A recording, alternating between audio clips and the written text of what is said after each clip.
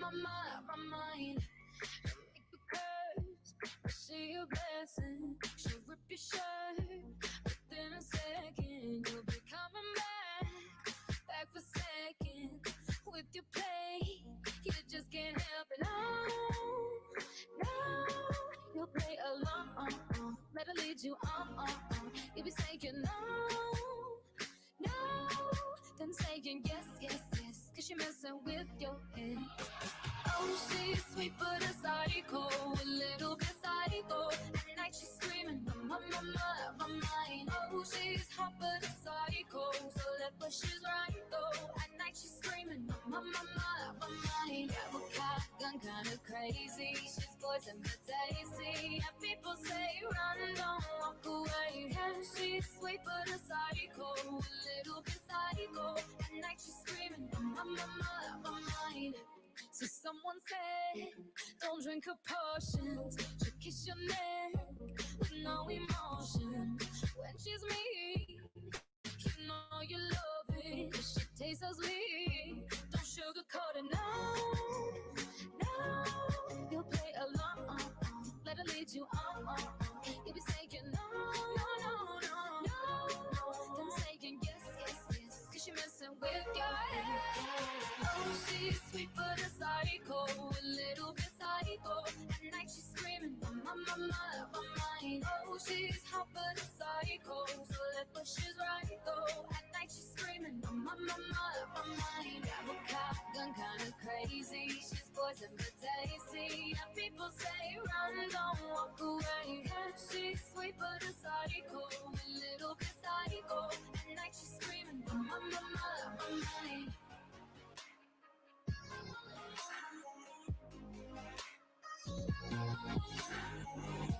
You're just like me, you're out your mind. I know it's strange, we're both the crazy kind.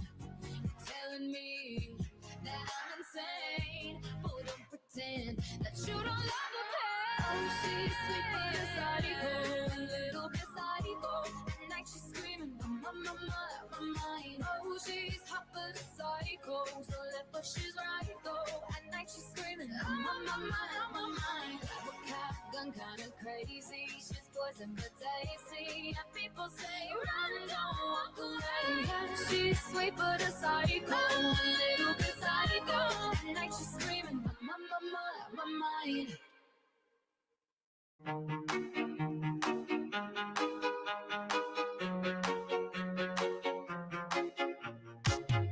Oh, I got breaking news and it's not about you. Oh,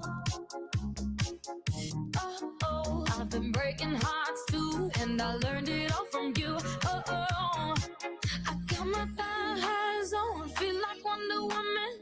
That's when you want me, but I'm not your woman. When my lipstick pops and I feel like Monroe, that's when you want me most. I'm all out of salt, I'm not gonna cry. Won't give you what you want, 'cause I look way too good tonight. I'm all out of salt, tears are running dry. Won't give you what you want, 'cause I look way too good tonight.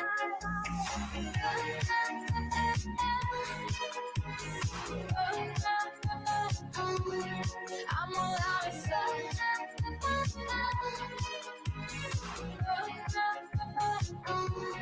I'm all out of salt. When I'm about to celebrate, push my head into the cake no more. Though the snake pulling my arm like my snakeskin sailor on. I got my thighs on, feel like Wonder Woman. That's when you want me, but I'm not your woman. When my lipstick pops and I feel like Monroe, that's when you want me most. I'm all out of salt, I'm not gonna cry. Won't give you what you want, 'cause I look way too good tonight. I'm all out of salt, tears are running dry. Won't give you what you want, 'cause I look way too good tonight.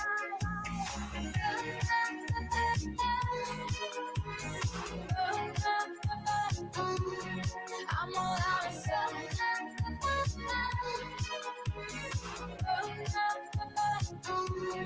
I'm all out of salt. Now Not gonna cry. Not gonna cry. Not gonna cry.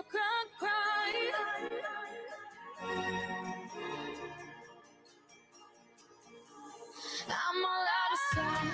I'm not gonna cry. Gonna give you what you want, cause I look way too good tonight.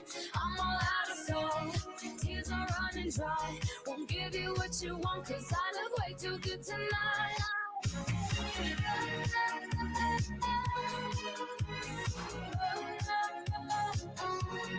I'm all out of sight.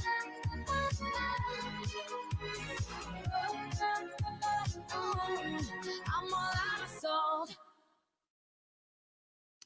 All right. Good afternoon, everybody. Welcome. Today is a very exciting day. Today we are starting Southeast Asia DeFi Week. We are going to kickstart off with a very special guest today, Maker. Now, for those, okay, this is really exciting. The reason because it's exciting is that this time, 3 weeks ago, where we did Enterprise Blockchain Week, okay, it was a smaller group. Now we are going like Southeast Asia. So, we'd like to like say hello, okay, to our friends from all over Southeast Asia. Mahalo, okay, to our friends from Philippines. Apa kabar from friends from Indonesia. Kun sabadi mai, okay, for our friends, okay, in Thailand. Vietnam. How do you say hello in Vietnam? Hello. All right. Um, to Southeast Asia DeFi Week, okay, it's going to be one single day. Okay, sorry, one session every single day over the next 5 days, and we're going to cover one specific exciting topic on DeFi every single day.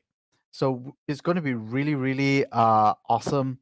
I'm excited for it myself, and we have a really, really stellar lineup of speakers. Uh, Southeast Asia DeFi Week is brought to you together thanks to a lot of partners. Okay, we have Blocklime. Okay, the local development company. Okay, yours truly, Bitcoin Malaysia. We have Ethereum Kuala Lumpur also supporting us, the Access Blockchain Association, Ivan on Tech Academy. If you follow his YouTube channel, he talks everything about crypto. We have CoinGecko, Asia Blockchain Review, Crypto Watch, from Indonesia, our friend Danny Taniwan. Thank you so much, okay, for helping us to connect with your community there as well. We have Techcryption, Super Crypto News, Crypto Ticker, which is surprisingly Germany. Okay, they approached us, and thank you for sharing, okay, with your communities. And last but not least, Tech for Penang. Combine together our mission, okay, in for organizing Southeast Asia DeFi Week is to help 50,000 more people to become what we call cryptocurrency citizens by providing a safe, neutral, and safe and easy environment for people to learn about cryptocurrencies and the technology like decentralized, like DeFi, by helping you to differentiate between what is real, what is fake, what is legit, what is full of not legit, so that you can don't waste time, quickly ignore what is the hype, and capture what are actually the real opportunities in the space. And there are actually a lot of them, which you're going to learn, okay, in the next 5 days. A part of our mission is also to help people to find remote work and generate an alternative source of income in this industry. Why? Because this is quite a global industry, and it is among all the industries out there. This is one area which it is booming. So if you are equipped with the right kind of knowledge and tools, you can actually find opportunities in this industry. And last but not least, by helping people to more people to understand what this technology is all about and become more mature, then it would attract, okay, more blockchain projects, reputable ones, well-funded ones, to look into Southeast Asia and find, okay, their local user adopters, fans, and champions. So do stay till the end, okay, for instructions. I've been receiving a lot of text messages, okay, asking us about this. So for your information, if you're tuning in for the first time and you missed Enterprise Blockchain Week, what we do every single day is at the end of the session, you get to claim a certificate of attendance. But instead of a paper certificate, What we're giving out is something much more cooler. We're giving out a unique cryptographic token, okay, that you can deposit into your cryptocurrency wallet of choice, and then you can and it's recorded on the blockchain that this that it proves that you have attended this 2-hour session with us today, and that you have learned, okay, this topic about this particular topic in the DeFi space, which is Maker, and you've learned this. So stay to the end, okay, for the instructions on how to receive your token. Remember, I'm going to put up, okay, a post here, uh, just a ticker. Remember, you must register on Eventbrite in order to receive your token. So if you've not done it yet, look at the ticker down below and go to bit.ly/CDeFi Week 2020. Register yourself, okay, so that when we do the cross check, you need to register yourself so that you can be eligible for this unique proof of attendance token or any other goodies, okay, that might might be giving out, okay, over the week. Cool.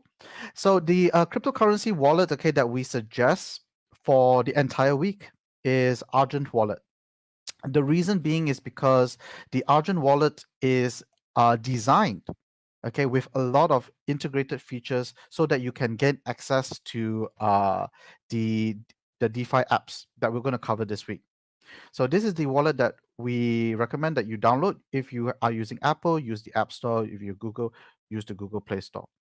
Later on, at the end of it, also, if you are a complete beginner and you do not know how to do this, we have prepared a special Telegram group, and we'll share with you the instructions on how you can join this group. So you can. But meanwhile, pay full attention, okay, throughout this entire 2-hour sessions with us first. All right. Okay, so these are what we call proof of attendance tokens. Okay, limited quantity, used as proof of attendance, can be used to claim and redeem rewards, okay, for future events. This is something that DEFCON does, DEFCON and ETH Denver does. So I think DEFCON, the next DEFCON is going to be happening next year. And every time that I attended the one, okay, in Osaka, Japan last year, and what happened was every time you attend, and if you can show this proof, you get extra goodies at the doorstep. Isn't that cool? You know, and these are all verifiable on the blockchain. So this is what these proof of attendance tokens are for. Now, when you receive these tokens, it is transferable, but you might not want to do that. So please don't do it. Reason is that there's no reason to. This token is to be given to you as proof that you have actually attended this event. So if you transfer it out, you know, it is visible on the blockchain that it actually transferred out somewhere. And people might actually, you know, wonder why are you doing that. So, okay, even though it's transferable, just don't do it. It's a game theoretic thing. All right. So why are we here today? We are here to talk about this very fast-growing, emerging segment of the space called decentralized finance, DeFi, in short, DeFi. And I like to give a quote, okay, I like to give a quote from someone who I met last year. He is the CEO of a crypto payments system called Pundi X. His name is Zach, and I met him at a Maker event last year. And this is one of the things that I took away in the panel in the session when he was a panelist. And when asked, okay, what actually is DeFi, he made the statement that the goal of decentralized finance is to become finance. The only reason why we describe it as decentralized finance today is because it's new, it is unfamiliar, it involves cryptocurrencies, which is still a lot of people have not even experienced using cryptocurrencies before. Thus, okay, that's why it is called decentralized finance. But the goal of decentralized finance is that when it can show that it is a better way of it is open, global, permissionless, censorship resistant, more seamless, allows you to do more things. For those who have attended my talks before, we talked about why cryptocurrencies matter is because it gives you superpowers. It allows you to do things which traditionally you're not able to do. So that is what this entire space of decentralized finance is all about. And the whole goal of it is that when more and more people adopt it and use it and enjoy it, then that is how decentralized finance will eventually become what we know as finance. So over the next 5 days, here are 5 things that all of you will learn, okay, or we hope, okay, that you will walk away with, is that you will have a clear understanding, okay, of what is decentralized finance, why it matters, and why is it here to stay. Who is currently using decentralized finance? What are the different ways that you can use DeFi applications? And you're going to learn 5 different DeFi applications that you can immediately use and what their benefits are in the next 5 days. So, are you excited? Ready? So, here is one thing that we won't cover.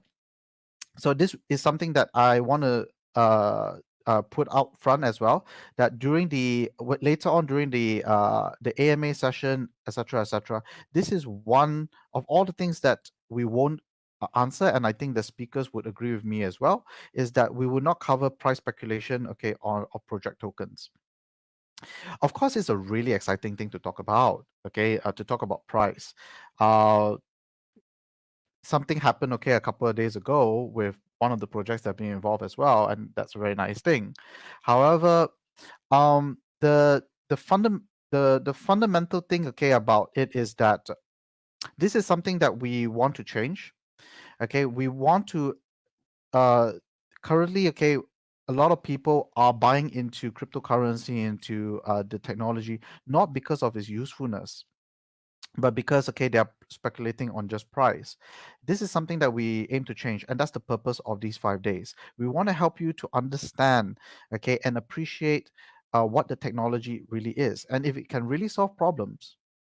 When you learn, okay, that it actually is useful, then it becomes valuable, then it has this long-term value. Because if something is not useful, then yeah, then the pundits are right. It is then, but that's not true, and you're going to learn that over the next 5 days. Today is day one. Day one, we're going to take it a little bit slower than the next 4 days. So day one, what we're going to cover is we're going to cover basics. Okay, what is decentralized finance?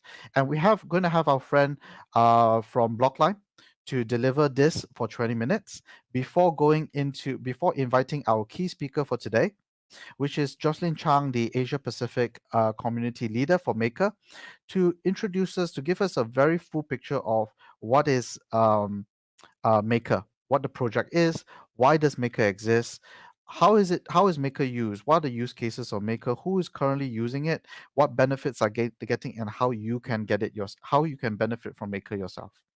So it's really exciting. Without further ado, okay, I like to show everyone, okay, everyone, this is the speakers that we have today. Thank you, Jocelyn. Thank you, Harpreet. Thank you, Colbert, okay, for being here today. Hi, guys. Hi, everyone. Hello, everybody. So, Harpreet, are you ready to share with us? Yes, I'm ready.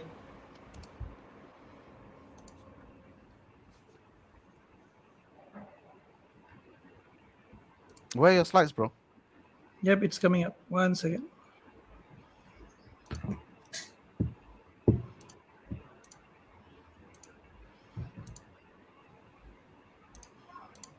Well, I need to get a green screen. It's really cool, huh? He looks like, he's actually doing a DJ work. 1 second. Let me just switch this. It's gonna look a bit weird.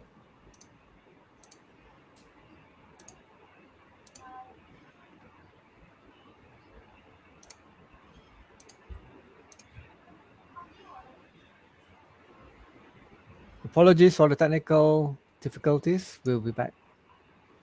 Yep, it's here. It's up.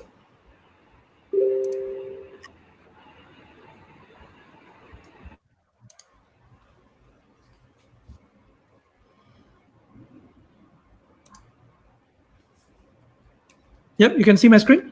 Yes. Yes. Perfectly. Yes. Okay, awesome. 1 second. Let me just adjust so I can see you as well.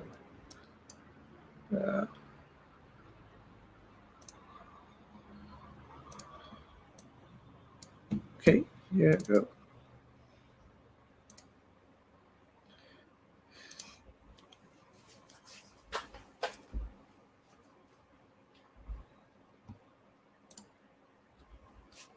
Okay, so I think I'll start with first definitely thanking Jason for the awesome introduction. As always, a very good introduction. So I think I would not really spend a lot of time of going through again of reintroducing a lot of the discussion. And plus, I'll try to keep the things simple on decentralized finance today, because Jocelyn will be going later more in detail into how Maker is actually what Maker is doing in the DeFi space. So I'll try to keep like some. Give a little bit of brief introduction towards what exactly is DeFi, and try to demystify some myths behind DeFi. A lot of people actually kind of misunderstood the concept of DeFi. A lot of people think that it's only with blockchain, it's only with certain cryptos, but a lot of people actually don't know that decentralized finance even exists before blockchain. It's been existing for centuries. Just it's coming back in fashion once again. So let's just let's get into it. So I think this is a very long description about myself, but I think I'll just try to simplify it. That I will classify myself as a full-time nerd, and basically I run the company called Blocklime, and I do certain works to basically earn some money and also to basically advocate the blockchain, the passion and love I have for blockchain in the space, and at the same time to advocate more technologies, more adoption of the space overall. So I don't really like to talk too much about myself, but sadly this slide kind of already talks too much about it. So I'm just going to advise whoever would like to follow me, just join me on LinkedIn, and I will move on to the next slide. So talking a bit about Blocklime. Blocklime is a development, consultation, and training company. We do blockchain development support. We do consultancy on blockchain use cases. Mainly, we mostly focus on technical consultation on how you should be designing your technology, how you should be designing your economics in your whole project, and also how the trainings are going to be also like training people to understand these concepts, these ideas, and at the same time training developers on how can they actually build blockchain and from scratch, how can they build smart contracts on Ethereum, and how can they build smart contracts on custom blockchains and things like that. So we noticed that we were one of the few who actually were really focused in this area, and we decided to kind of formalize the training agenda and the training. Beginning, it started more like a passion thing where we just wanted to train people to learn it much better for ourselves as well, and there was no really a business element to it, but we started to get really recognized for our training business model. So we started to kind of fully formalize it and start to bring in certification courses since last year and partner with a number of training institutes out there. So we do a lot of blockchain trainings. You can check it on our website. If there's any courses that you're interested in, please do contact us, and we'll help you with that. So without any further ado, I would like to just jump into the agenda today. I would like to really talk about first what is DeFi, try to define that in a few slides, and then going into some of the problems that DeFi is really trying to solve, and then trying to compare between centralized, decentralized finance, and a bit about the ecosystem. I think definitely the ecosystem, we're going to be touching more on the Ethereum DeFi ecosystem today. But if you really look into the DeFi ecosystem across various blockchains, and DLT network is very big. I don't think I can, I will need a separate slide just to explain the ecosystem itself. And there's many different forms and different ways, like traditional financial applications has been developed in the decentralized manner, in a decentralized structure, and they have their own advantages, and every product has their own pros and cons, and their own unique propositions. So I think that throughout this week we'll be looking into a few projects and how they are contributing to the DeFi ecosystem, and what are the unique propositions they have, and what is their product about. And that's why we decided to kind of do a bit of introduction on the day first, on the first day, then introduce Maker, and move on to all the other platforms over the week to kind of slowly give you, like bite-sized information, so you kind of understand what is going on in the ecosystem. So I was really looking for DeFi definition. I think we definitely need a standard on decentralized finance definition at the moment, but this is something that I would relate to. So traditionally, when we look into decentralized finance, it's actually traditional finance, but being created in a decentralized structure or an architecture or a different model. So if we look back in history, actually in early civilization, most of the financial stuff and financial businesses or financial activities that used to happen mostly used to be kind of decentralized. If you really look into throughout Roman history or any history per se, you will definitely find open finance, social finance, or decentralized finance that are actually still there. They still exist in many religions, in many cultures, and in many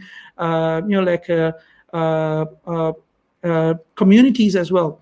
So and most of these financial structures was not really reliant on any central authority, but yes, they use centrally issued currencies or centrally issued money. But the financing method was always kind of decentralized, and this allowed communities to scale, civilizations to scale much faster, and businesses, and bring more prosperity to a lot of businesses.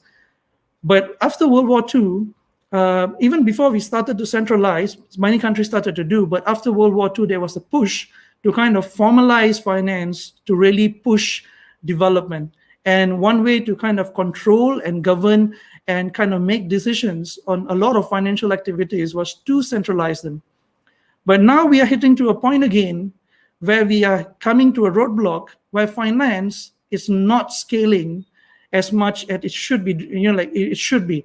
So in this case, you can see a lot of financial models and a lot of financial services are not really providing the best services, and although we do put them into financial services category, telling that they are a service, but they do not focus on providing good services to a lot of their customers.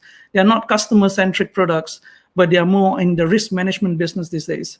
But one of the issues is in the core architecture itself, where how the architecture is designed, it is designed to kind of mitigate the risk that they have in the whole processes and focus on that and make money in that sector, but not really focus on getting more customers in or managing their customers or trying to give the best value back to the customers.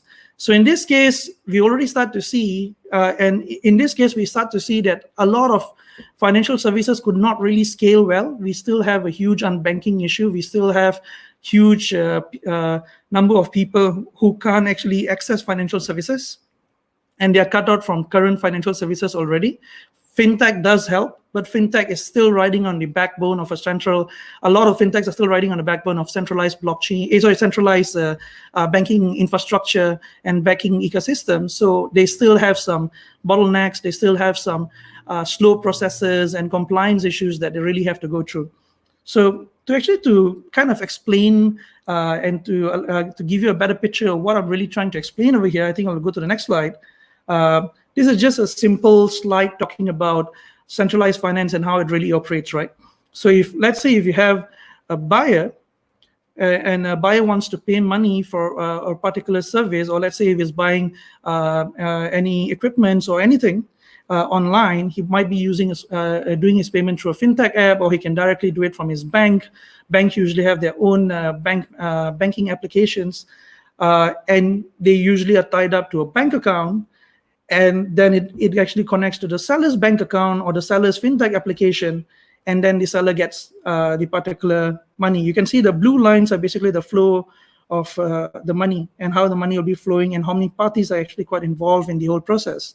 But everybody in this particular flow would want to earn something. They would not want to do it for free. So they will charge for whatever services they are providing.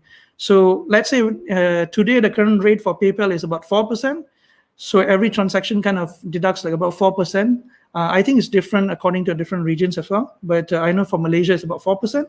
So and once it goes through the stream, they're actually paying the credit processing, and all the other banks do. They have like kind of some sort of a cut in it.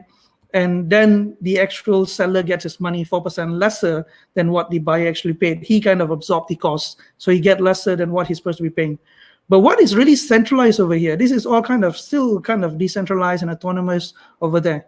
The centralized is the governance, is how the whole process is really taking place, and how the market is really how all the market is kind of being controlled, because in this case you need licenses first to operate and participate in such transactions. You have to do monthly reporting, yearly reportings on your financial and transaction details to the central bank, and you're basically being governed by the central bank and you're basically, your fate is also residing on the central bank, and if you can actually still continue to operate or not, or if you do any blunder, they are the one who actually bail you out most of the time as well, to kind of keep the whole flow of the economy moving.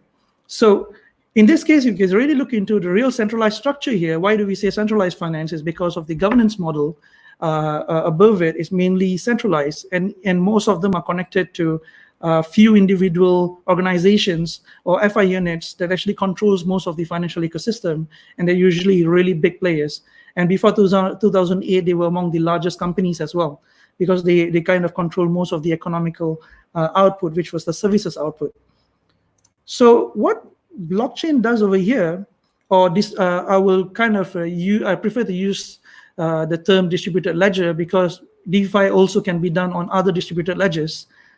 So in this case, the new wave of decentralized finance, where traditionally we relied mostly on people knowing the ledger, people knowing the accounts, and communities kind of working together like maintaining the financial records and the trust in the ecosystem. But once we started to modernize, we started to scale, we noticed that the community models could not scale anymore. And we had a lot of trust issues, and governments also started to outlaw these programs. So in Malaysia, I think especially in the Indian community, the Malay community, I'm not so sure about the Chinese community, but mainly we have some things called kutu.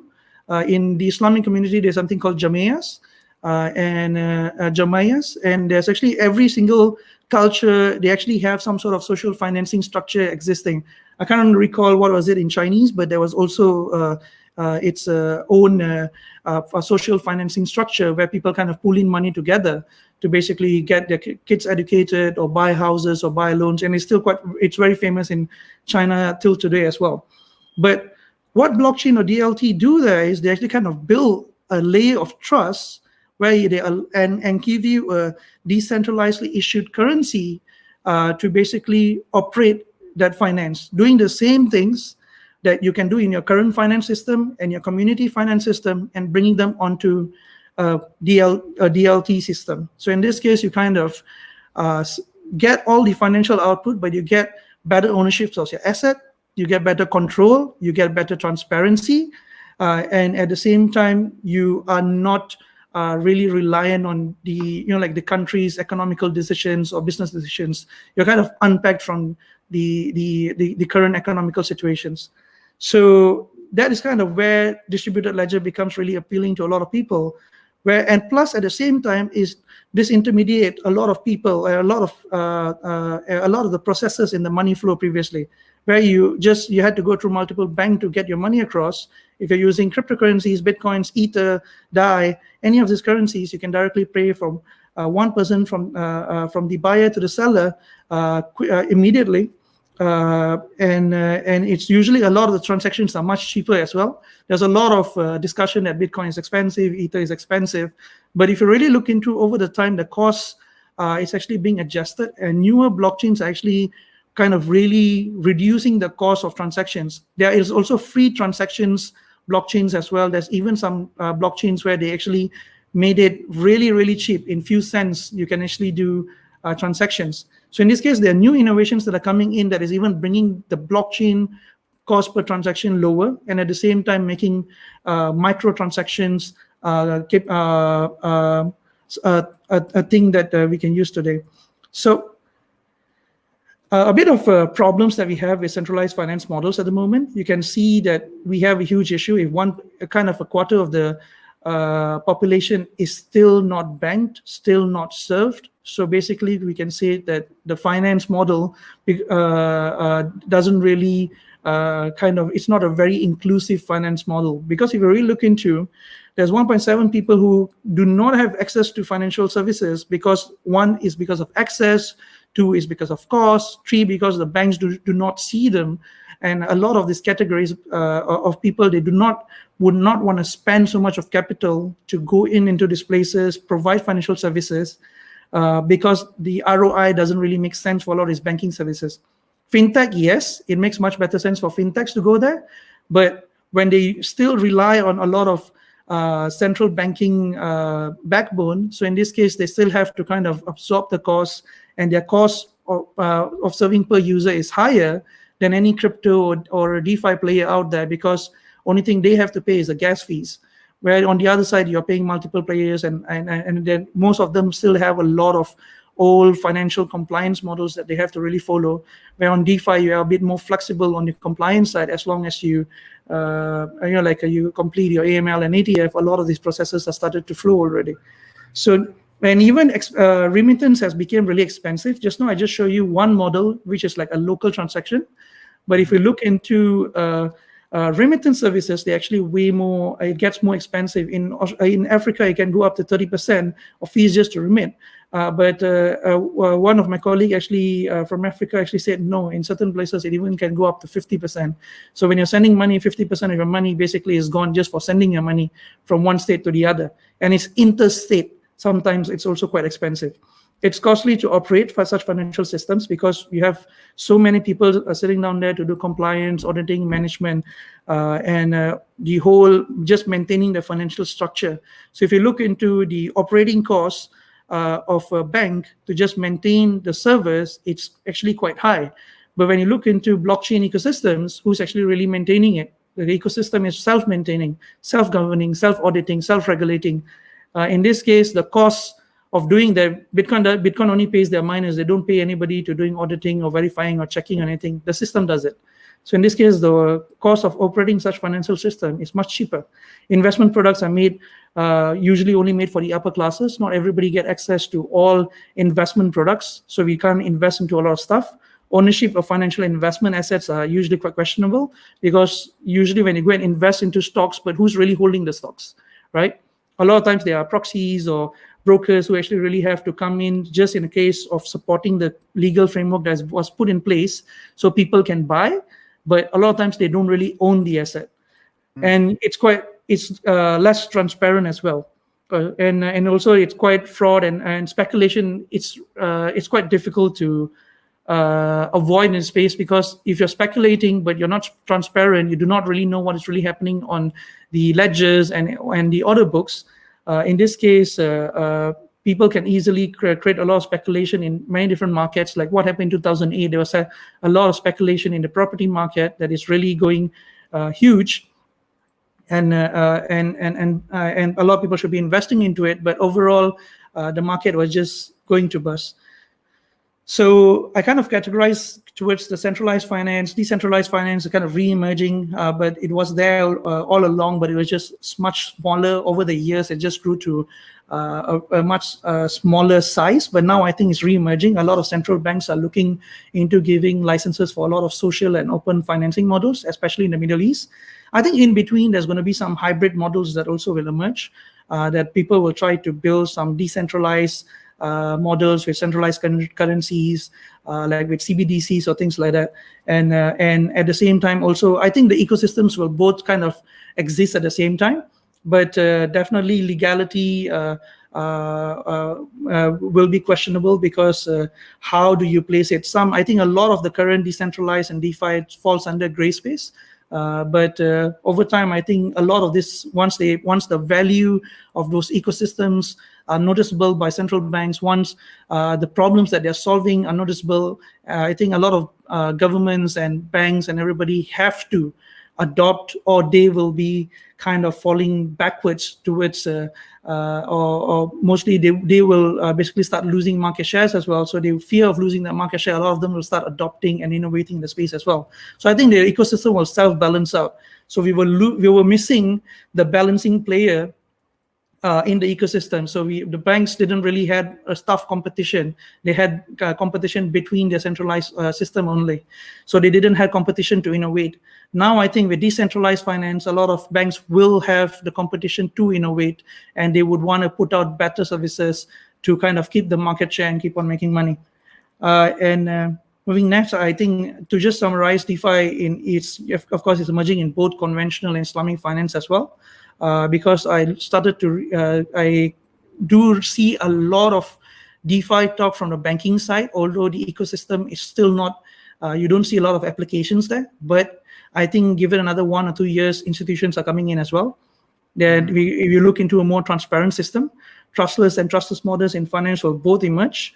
I think trusted models looking towards more institution, trustless definitely looking towards open blockchain, public blockchain ecosystems, less speculative trading over time. At the moment, we still have a lot of speculation, but over time, blockchain and DLT systems are meant to bring more transparency into the ecosystem. Speculation, once you can have enough transparency, speculation will start to reduce.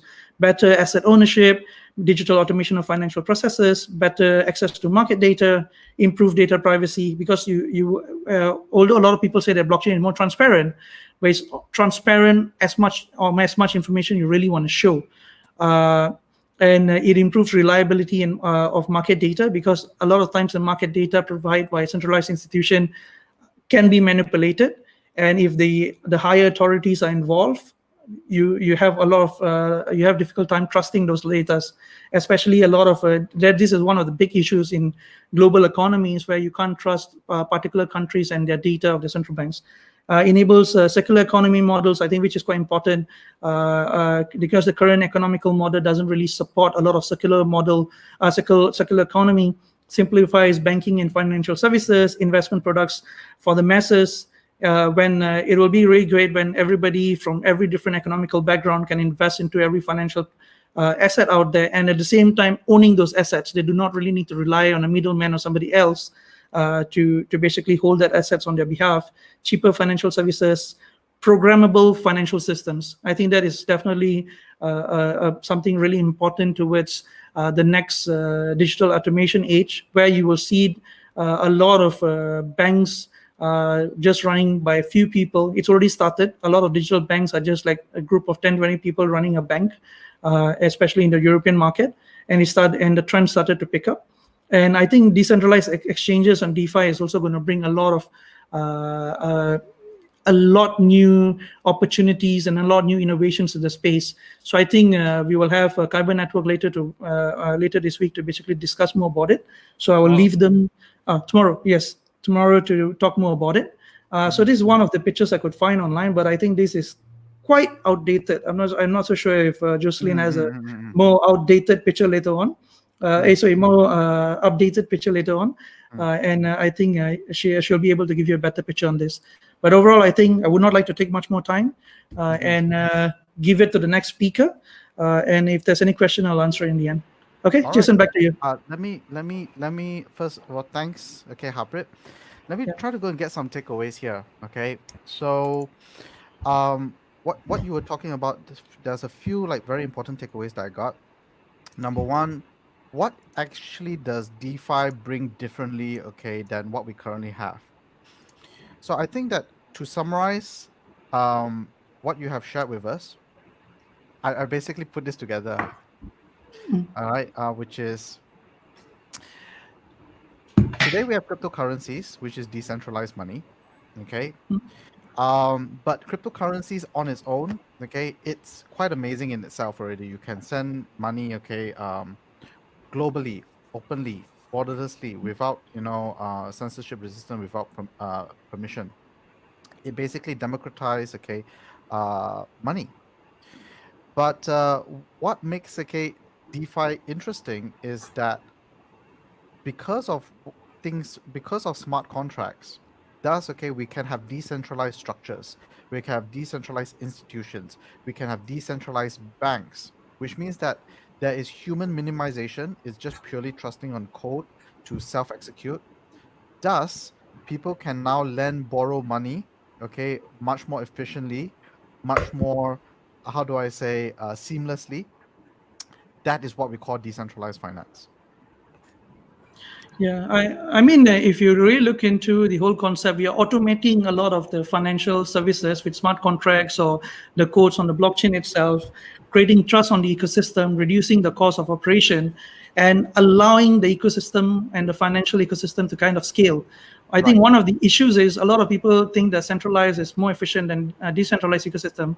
Actually, no. If you really look into it, it is heading towards decentralized ecosystem is scaling much faster. How many projects that actually really came up in the past few years, and how fast did they actually really go up and start servicing? And and I think there will be a time that will be coming in that a lot of banking institutions, which who are already keeping, keeping an eye, and they started to notice, and some of them already started to do their POCs as well towards the DeFi ecosystem. Sadly, not much in Malaysia or in this region, but a lot in the foreign regions that I've been and I've discussed with them. I can see that banks are taking it seriously, and a lot of governments are also taking it seriously. And I think they will be one of the major competition to a lot of the open public blockchains that are out there and open public financial systems that are out there. But in the end, what I like to see is who gives me a better service. If tomorrow it's much better value for me to getting from an open public blockchain, I'll use that. If my banks comes to me and give me a better value, I'll use that. I have no problem. As a consumer, I need choice, and I want better choice in my financial system and my financial use cases. Got it. So what you're saying, okay, is that whether is it centralized or decentralized, okay, when it comes to finance, you just want a better service. And whoever can give you a better service, okay, basically that's that. But what is the biggest takeaway that I think I got from your sharing for the introduction portion is that what makes DeFi so interesting is that for the first time, it gives competition. It gives competition and forces them, okay, to innovate. So Yes. that's one of the things. All right. Now another thing, okay, that I really have a lot of questions, but we're going to go and leave those questions and I'll ask them at the tail end as well. Can't wait to ask those questions. But for those beginners who are listening in, one of the takeaways is that in order to enjoy and access, okay, the benefits of decentralized finance, you will need to learn how to use, okay, cryptocurrencies. So don't worry, at the tail end of the thing, like for example, how do you get access to your first how do you get access to cryptocurrencies? Depending on your country, whether you're in Philippines or you're in Thailand or you're Malaysia or Indonesia, the good news is in Southeast Asia, generally speaking, the cryptocurrency markets, okay, are have regulation now, and there are legal places where you can go get your first cryptocurrency. So don't worry. At the end, okay, of the this session, there will be a Telegram group for those who are completely beginners and need a step-by-step guide. We can direct you there, and you can ask your questions. But one of the things, okay, which leads up to what makes the second part even more interesting and more important is that when it comes to cryptocurrencies, there is one major challenge, and that is volatility. And this is one of the biggest problems, okay, the good and the bad is that because of the volatility, it makes it very hard for people to actually create products or decentralized finance products around, okay, the cryptocurrencies that we're familiar with. That is where Maker comes in and changes the game entirely. Because what Maker, in a nutshell, is a protocol that has created a system, a structure in place to introduce a price-stable decentralized currency called DAI. So to share with us, okay, and a very complete picture, I'm very happy, okay, that we have the Asia Pacific community leader. Her name is Jocelyn, okay, to share with us what is Maker. Okay. Jocelyn, are you ready? Yeah, can you hear me? Yes, I can hear you. And Okay. Yeah. Thank you so much, Jason, and thanks, Harpreet, for the introduction and leading up to what I'm going to present now. So, hi everyone, I'm Jocelyn. I'm the community lead for Maker Foundation. First of all, the foundation has about 100 employees right now, working remotely globally, and we are backed by Andreessen Horowitz when the project first launched in 2017. So we did not raise any ICO funding at all. And again, for those of you who don't know about MakerDAO, the project, we are the creator of Dai stablecoin, a cryptocurrency that is price stable to the dollar. the US dollar. So one DAI, soft pegged to $1 US. And today I'm going to talk about how DAI and the underlying stablecoin system works, and how it enables an open financial ecosystem that both companies and social organizations can leverage to create business and social values.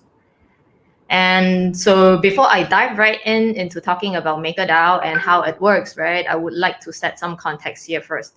So the photo actually showed, NASDAQ added a new index to offer the markets information on blockchain projects working in the DeFi space late last year.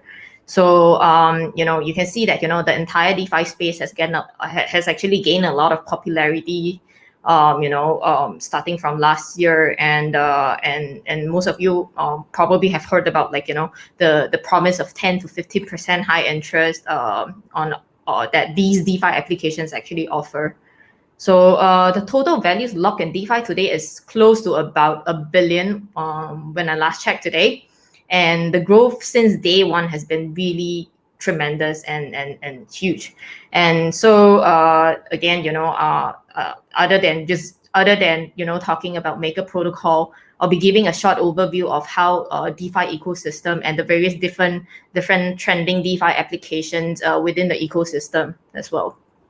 And there you go. So this was what I was talking about. I actually picked up this slide from CoinGecko because I was delivering the same presentation, I think 2 weeks back, to a group of university students here in Singapore. And yeah, I mean, if you look at total usage volume of DeFi, so DeFi started in early 2018. And today, if you look at the total values locked in the entire ecosystem, it's about 880 million, which is close to $1 billion, right? And first Jan of 2018, it was 50 million. So it's a whopping 18 times growth ever since 2 years ago. So and Maker Protocol is locking up itself 465 million, which is close to $500 million of Ethereum in the system right now. And Maker is the leader in the DeFi space. A year ago, we dominated entire whole DeFi space. Today, we have again more than 80% DeFi projects built upon DAI.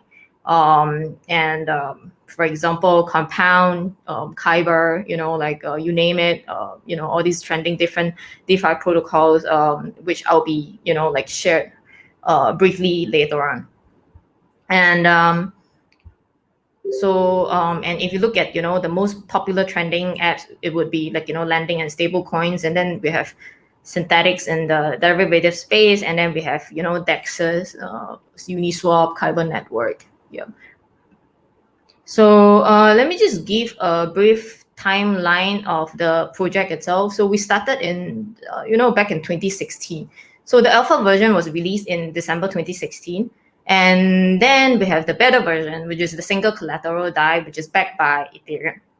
And then in 2017, and then we released, and then we sort of upgraded single collateral DAI to multi-collateral DAI in November 2019, which is late last year. And today we have 125 million DAI in total circulation. So and we have about 1.952 million ETH being locked in the system, which is about 500 million worth of ETH. And then we have again 3.8 million USDC being locked up in the system, and then we have 2.6K wrapped Bitcoin locked up. Wrapped Bitcoin is essentially just Bitcoin in Ethereum network in ERC20 standard. So and obviously we are not the first stable coin. That is not the first stable coin. But we are the first decentralized stable coin though in Ethereum. And so we have different collateral types. I will dig deeper into how Maker Protocol works. But for now, let me just give you a background. So we used to be backed by just Ethereum itself, right? And then now we have a lot more collaterals. We have basic attention token as well. We have a fiat-backed stablecoin USDC, and we have wrapped Bitcoin, which we just added to multi-collateral DAI. Early in early May, yes. So the addition of red Bitcoins actually means that Bitcoin holders now can turn their Bitcoin into red Bitcoin, bring in Bitcoin to the whole Ethereum blockchain and then use it to generate DAI. And what we see is that, Bitcoin can help to bring better liquidity to the entire Ethereum ecosystem and also the whole decentralized finance ecosystems. So, I mean, just about a week ago, we have 4 million DAI that was just minted with red Bitcoin in the single transactions. And what it shows is that, there's actually a demand for non-Ethereum assets. And therefore, real world assets become necessary for us to scale, right? And the future plan is to really add more tokenized real assets to multi-collateral DAI, and also to peg it to different major currencies. And if you look at it, the various real world assets that can be added to to multi-collateral DAI are bonds, invoices, gold, real estate, music royalties, and so on and so forth.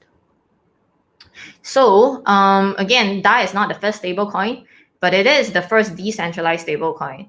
So it's pegged to US dollar. It's fully backed by crypto assets. There's no custodians of centralized fiat assets anywhere that sits with the bank, like Tether or any other fiat-backed stablecoins. All assets backing that is actually locked transparently in the smart contracts itself. And therefore, making it, open and transparent for users to see where are the transactions histories and everything. And then, so what does the smart contract system of Maker protocol do? It actually handles the issuance of DAI, and then it also handles the locking and unlocking of all the digital collateral tokens backing DAI itself. Liquidations of positions, which I'll be explaining later on, why your positions will get liquidated, and then when you locked up your collateral assets, how do you actually retrieve your collaterals? And we have and then the smart contract system also give admin powers for Maker token holders. So we have a separate token called MKR token, which is our governance token. So people who hold MKR tokens can vote on important decisions about, the different risk parameters in the system itself. For example, like stability fee, debt ceiling, and collateralization to debt ratio. Next, we have DAI Vault. So how is DAI generated? Anyone can actually generate DAI to make a vault by locking up valuable assets, like your any cryptocurrencies that you own. For now, it's just Ethereum Basic Attention Token, ETH, and Ethereum Basic Attention Token, USDC, and also red Bitcoin. And so you can borrow DAI through locking up your crypto assets as collateral. And when you want to retrieve your collateral, you have to pay down your debt, which is the amount of DAI that you take it out from the system, and plus a stability fee, which is like an interest for you to use the system to generate DAI or loans in DAI. And the entire Maker Vault is very safe. It's over collateralized. And it's over collateralized at an average of 300% right now. So a lot of the users, they tend to actually, put more collaterals in the system because that like cryptocurrencies like ETH, Bitcoins are very volatile, right? So you want to have a safe buffer safe buffer so that when the price of ETH and Bitcoin actually falls, your position won't get liquidated and your collaterals won't be seized by the system.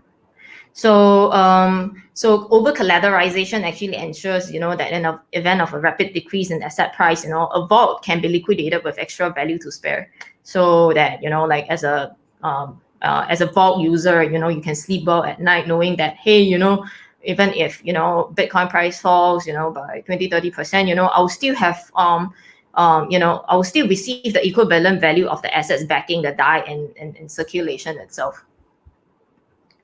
Next, so DAI is the whole concept is very similar to getting a home mortgage from the bank.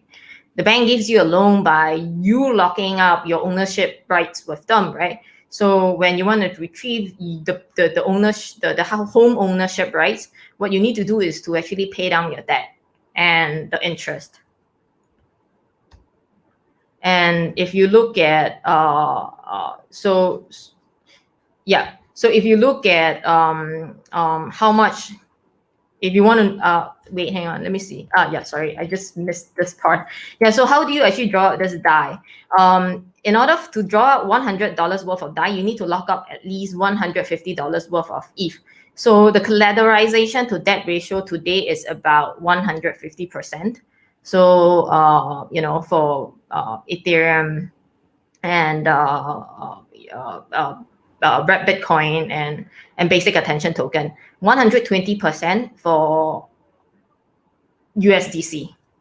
And I'll be going into showing you the demo on how to actually lock up the collaterals itself to generate loans and DAI. And Justin, can we Yeah. what's that pause for a moment to maybe take some questions and Oh, maybe also okay. run through a little bit of Okay. a recap. Yeah. So oops. Right. So Maker basically allows cryptocurrency owners to lock their assets as collateral, Yeah. okay, into smart contracts, Mhm. okay, which is self-executing computer code. Yeah. So that a price stable coin called DAI, which is softly pegged to the USD, can be issued. Yep. So it's different from, let's say, for example, in the traditional sense, there is no humans involved. Okay, that actually is all basically computer That's right. code that says if you Yeah. do this, then this would happen, right? Yes. Okay, so today, okay, anyone can lock up crypto assets as collateral on Maker to borrow DAI. Anyone can, and historically, it started with with Ethereum first, right? Yes. Ethereum. Yeah. Okay. But now it can support different kinds of crypto. People can deposit. Okay, they can choose to lock up BAT token, Mm-hmm. USDC. Is that sorry? No, BAT Yeah. token, USDC. USDC. It's a Uh, pegged stable coin. Yeah. Issued right. by stable. They can choose to lock up also Bitcoin. As Mm-hmm. long as that crypto, okay, is one of those which is accepted by the Maker protocol, they can actually use their crypto assets to so that they can receive a DAI loan, right? And the vote, okay, is the collateralization, okay, is 150%. So in order to borrow 100 DAI, people need to lock up at least 150 US Dollars. dollars worth of crypto. Yep. Correct. So is a loan, is it? It's It's still a loan. it is a loan, like it's almost like you are borrowing money without going through any central party, but rather the central party is the smart contracts itself. I mean, smart contract is just lines of codes, right? That's self-executed when certain terms and conditions are met. So like you rightly say, it's not controlled by any intermediaries, central party, but rather the smart contracts itself. Think of us like a decentralized reserve bank. Like you can mint your own currency by locking up your own assets. So if you have Bitcoin, like you can basically generate loans against that Bitcoins that you own. So instead of going to the bank, you have to fill up that lengthy paperwork and stuff like that, and even then, they need to look at your past credit rating history, which sometimes you can't even fulfill that credit rating history to generate loans. But with us, you can just generate loans and DAI against the assets that you own. Obviously, for now it's just crypto assets. Okay. All right. Okay. Please continue. All right. So I mean, if any of you have any questions, you can I mean, you can always ask me, even after this the DeFi week. Yeah. So liquidations. So what happened to liquidation? What happened when price of your assets actually fall? A vault is automatically liquidated, and part of the collateral is auctioned off by the protocol to cover the outstanding debt, and then that is then burned by the protocol to decrease the supply. So this whole process is actually it takes place through a process called collateral auction. So vault owner will eventually receive the leftover collateral after this whole entire auction. And so if you locked up your Bitcoin, you will get your leftover collateral after minus off, the penalty fees and whatever fees that is incurred, during that auction itself. And so DAI savings rate is a new feature of Maker protocol when we launched multi-collateral DAI last year. So meaning that, if you're a DAI holder, you can actually lock it up and unlock it, into a DSR, DAI savings rate smart contract.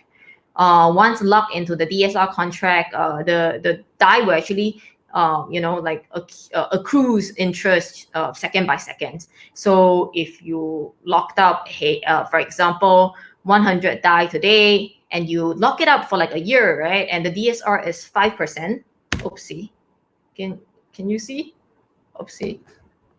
Can you see the slide? I think it just went off. No, we can see the slide. Okay, all right, yeah. So, okay, awesome. But we're seeing a different view. We are seeing. Yeah, I know. Can you see it now? No. We lost the screen. Okay. You lost the screen, huh? Sorry, I think there is some. Let me re-share the screen again. Sure, no problem. And share. And Meanwhile, okay, let's see, okay, if there are questions, okay, Yeah. from the people. So, some people are asking the question, right? Yeah. So how do they get back the crypto? Say for example, they decided to lock, okay, $150, Yeah. okay, of say for Bitcoin. example, Bitcoin. Yeah. Right? So they get 100 DAI. Yeah. Okay. How do they get back, okay, their $150 of Bitcoin? So you need to pay down the 100 DAI that you take that you generate from Right. the Maker protocol plus a stability fee. So stability fee right now is 0%, but it's a What? variable. It changes. Okay. Yeah, but so now, right, if you were to lock up your Bitcoin, you actually pay 0 fees. So meaning So that it's you like a actually 0% take out loan? loan without paying any fees. Okay, for those who are listening in, the 100 people who are listening in, if this is your first time hearing this, don't be shocked, okay? All right? This is what is happening right now, okay, in the decentralized space. All right? Yeah. This is not free money. This is basically finance, okay? Yes. This finance is available, okay, if you know how to do it. Okay. If you know how to is do your it, slide and right? yeah. Yeah. And I'll be demonstrating how to lock up and probably lock up and not unlocking your collaterals. But what you can do is that like I said, if you want to withdraw your collaterals, you have to pay down your debt, which is the total amount of DAI that you take it out plus the stability fee. Yeah. Got it. Yeah. Okay. So and I was talking about, where is it? DSR, right? There you go. Yeah. So DSR. And so today, if you have 100 DAI and then you lock it up in the smart DAI savings rate smart contract, and the DAI savings rate is 5%, what happens is that after 1 year, you get 5 additional DAI in your in your DSR smart contract. So you can actually take it out, as and when. It's not fixed. It's not a fixed tenure, 3 months, 6 months, that sort of thing. If you want to withdraw, say, after a week, you can do that as well. So why is it so? Why is the feature so impressive? Because in a lot of countries in Europe, not just Europe, I mean, I think in today's economic climate, a lot of banks are offering negative interest rates. So what does that even mean, right? This actually mean that savers would now have to pay the banks for holding their money. So, and then while borrowers actually get paid to borrow money, I mean, it's a little bit counterintuitive, but it is what is happening right now, in the world. So, and DSR can actually offer a better interest rates, or on deposits to the system itself. Because right now we're talking about, no intermediaries, whatever. So DSR rates actually come from stability fees.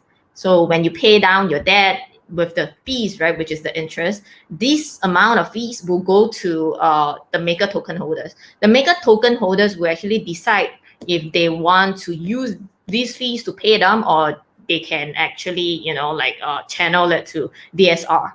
So therefore, you can see very high DSR rates, yeah.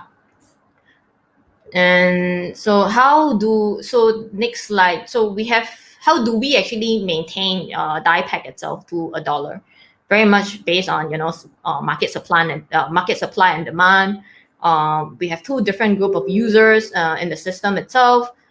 We have the DAI users, like if you don't want to mint DAI, using the lending protocol, you can actually go to exchange, like buy DAI, hold DAI, and then stick it in DAI savings rate smart contracts. And then we have another group of user, which is the user, the Maker Vault users that mint DAI or print DAI by locking up their collateral assets. So if DAI demand constantly exceeds DAI supply, right? It is a signal that, it is a signal to Maker token holders to basically to adjust the stability fee. And what happened is that there will be decrease in the stability fee that results in a lower cost of borrowing for the vault users, and therefore reducing the DAI supply by making vault usage less attractive to the users.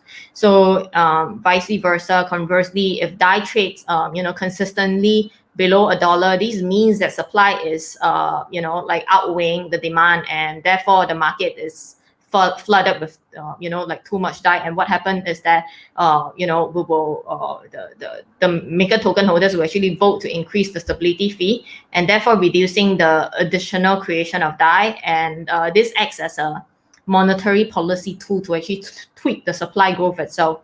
So when we launched a multi-collateral DAI, DSR is a new function. DSR then became a newer rebalancing tool to alter the incentives for vault owners to mint or burn DAI. And so as you can see, now DSR is not just giving like DAI users high interest, but it's also helped to actually to rebalance the market supply and demand itself, and therefore the pack to $1. Okay, Jocelyn, Yeah. let's take a few questions right now Yeah. because I think that the comment section is heating up already. The Okay. moment that people hear, okay, 0% stability fee, they wake up already. So, I think the first takeaway that I think everybody's getting away is that Maker becomes, it allows people who have idle cryptocurrency holdings, which means that you already own cryptocurrency. Mm-hmm. Okay.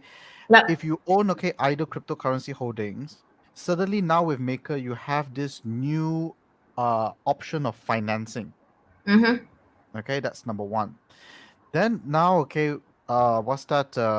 In terms of like getting a DAI loan, okay, the stability fee right now is 0%. A lot of people are asking, okay, how is the stability fee determined? And right now you have explained that it's really dependent on demand and supply of Yep.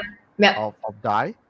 And the people that decide the stability fee, okay, is not a central institution, but it is all the people who own Maker tokens, Yep, that's true. right? Okay, so the Maker token holders would need to come into consensus to determine what is the stability fee. Yep. So if the stability fee is variable, doesn't that create, uncertainty? Like, for example, does it mean that, okay, if today I got a thousand DAI loan, okay, and in order to get back my crypto assets, I need to pay back this loan plus the interest. But Yeah. if the interest is, say, for example, 0 right now, but in say 6 months down the road is 1%, then I Yep. have to Yep. pay Yep. 1%. How So does it work? So it will be prorated, the interest rate. So Prorated. basically, yeah, it'll be prorated. So basically, if you pay 0% for the first 3 months, and then when you want to like retrieve your collaterals again, after 3 months, right? And the stability fees is 5%. So what basically what we do is that we will actually prorate the stability fee itself for that 6 months. Mm. Yeah. Okay. One question, okay, from a user. I'm going to put it up so that you can see the question as well. It says here, can I put more than 150%, okay, collateral to make sure Oh, that my crypto assets do not get sold if it yeah. drops more than Of course. 34%? So yeah, I mean, a lot of the users in the protocol actually over collateralize it. In Southeast Asia, I mean, we have this kiasu mindset. Kiasu means afraid to die, right? So like so to a die. lot of afraid to die, like afraid for your crypto assets to leave you. Okay, but so a lot of users actually over collateralize it at about 300%. So the entire system right now, if you look at the entire Maker protocol, the collateralization ratio is 300%. Yeah, which I'll be showing. I mean, like later I'll be showing you a demo on how to lock it up, and then like if I locked up, if I were to draw out lesser DAI, like these, and then the system will tell you that like this is healthier, like if you're close to drawing out like at 150% and you're close to liquidation, and there will be a red alert or something like that. Yeah. Very good. Okay, we are looking forward to it. I think that basically answers the questions like Chanel and etc. etc. All right. Okay. All right. Let me just move down. Yeah, so we talk about decentralized governance, right? And like it's not it's not governed by central authority. We have the Maker token holders, and if you're Maker token holders, what you can do is that you have voting power to vote on risk parameters, and and the decision to add new collateral types and stability fees as well. So Maker token holders here very important are incentivized to govern the system, right, to ensure a robust system. And if the system is not governed well, Maker price will be diluted, and if they govern well, Maker price goes up in price. So there's an incentive. There's this whole entire incentive mechanism that is in place to actually make sure that all the stakeholders in the system are doing their job. Just to make sure that DAI pack is always $1. And then governance, democratic governance. So we have this weekly open governance calls that happens on every Thursday here in Asia time zone, and to discuss about metrics on DAI, how we can ensure the DAI pack, the discussion usually it sort of like serves as the basis for polling as well. So we have these two steps: voting governance system, governance voting system. We have polling. So basically, before the executive voting take place, we have polling. We poll for sentiments, from all these different communities. Like we use Rocket Chat a lot. Like a lot of our users hang out on Rocket Chat. It's actually an outsourced like Slack messaging software. And then we have Telegram as well, and then we have Reddit. So before we execute voting on, say for example, if we want to increase the stability fee, we will start polling the sentiments first, and then we will get Maker token holders to come in and vote on that particular decision. And so community discussion is very important, like what you mentioned, Jason, and then like what I mentioned earlier on as well is democratic. Like we invite like community discussion on Maker Forum. If you want to look at what are the key decisions that the community actually put up, you can go to maker.forum.com, I think, or forum.makerdao.com. Sorry. Yeah, it's forum.makerdao.com.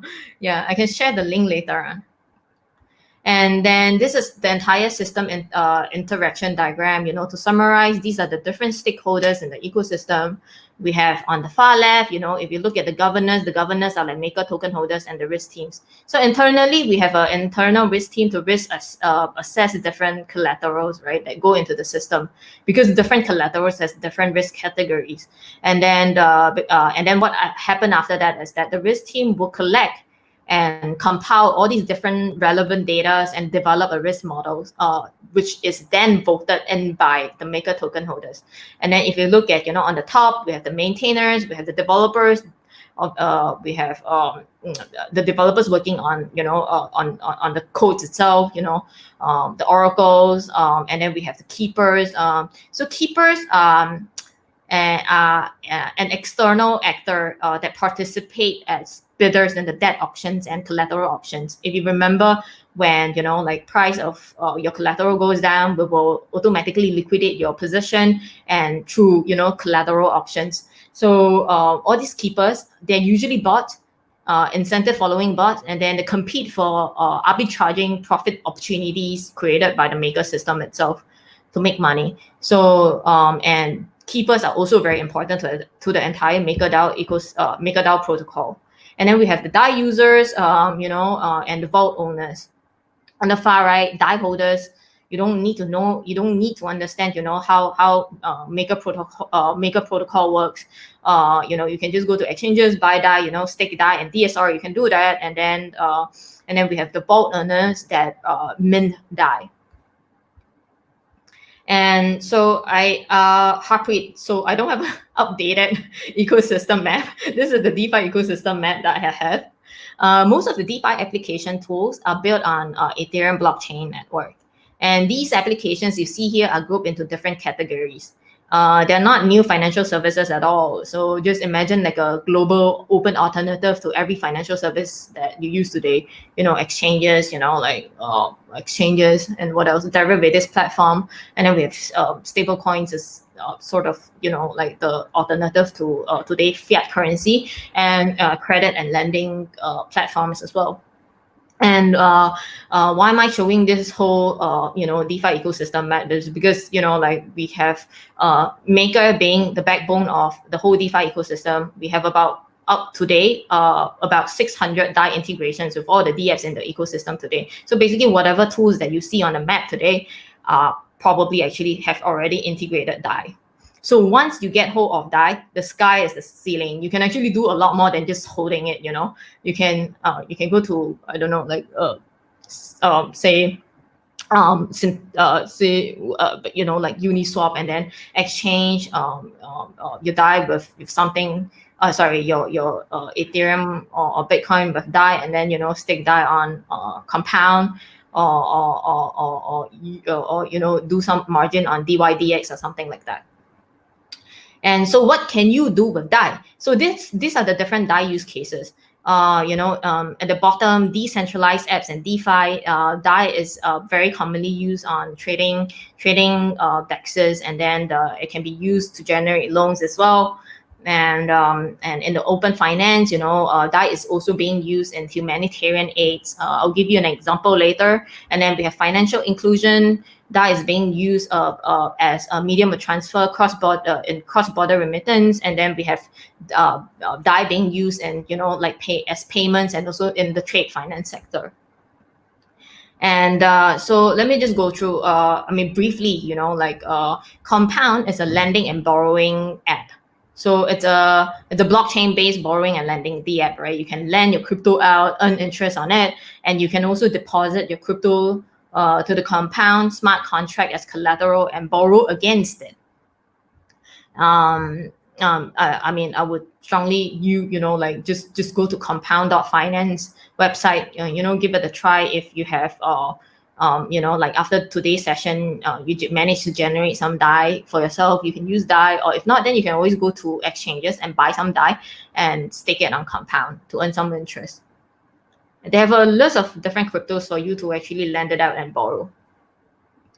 And then we have decentralized marketplace, where we allow users to actually trade all these different digital assets that you own. So you can trade, for example, your Bitcoin to Ethereum, and then with that Ethereum, you can go to MakerDAO protocol, lock it up, and then generate DAI, and use it as a leverage, or as a hedge. And then we have, my favorite D app, which is called Put Together. It's like a gamified savings app. So Put Together is a no-loss lottery where all the participants actually come in to deposit a DAI stablecoin into a common pot on Compound itself. And then at end of the month, right, one lucky participant will win all the interest earned in the pot. And then, and then the rest of the users, right, will actually get the initial deposits back. So it's not like you stick your DAI on Compound, and then if you lost, you lost your entire principal. It's not like that. So you stake it, and if you don't win, you can still walk away with your principal, which I thought that this is quite interesting. And then obviously we have in the real world, we have a few pilots running. Earlier on I said that we have crypto collaterals backing DAI itself, but we also have tokenized real assets right now in our pilot lending pilots. So the goal for us is really to add a lot more, tokenized real world assets that allows the protocol to scale to a real world application. And if you look at in the trade finance sector, on the far left example, invoice factoring, today around the globe, there's about $9 trillion of capital being trapped in the outstanding receivables because of the long payment terms. If the payment terms are usually 1 month or 3 months, right? For small medium businesses, they need that fast cash flow liquidity. So by adding tokenized invoices to multi-collateral DAI, we help small and medium businesses to actually improve their liquidity and access to capital. And like I said earlier on, most of these companies, they usually don't fulfill the criteria, set by the traditional financial institutions, because they just don't have that, credit rating history. And then we have, token pilots that tokenize mortgage, and then we have pilots that actually tokenize, royalty payments as well. Spotify artists, they usually get paid, maybe 6 months, 7 months, after they upload their, music on Spotify. So with this, I think one of our partners actually work with Paperchain. So Paperchain actually pulls in real-time performance data from all these different distribution channels, and they price each of these data points.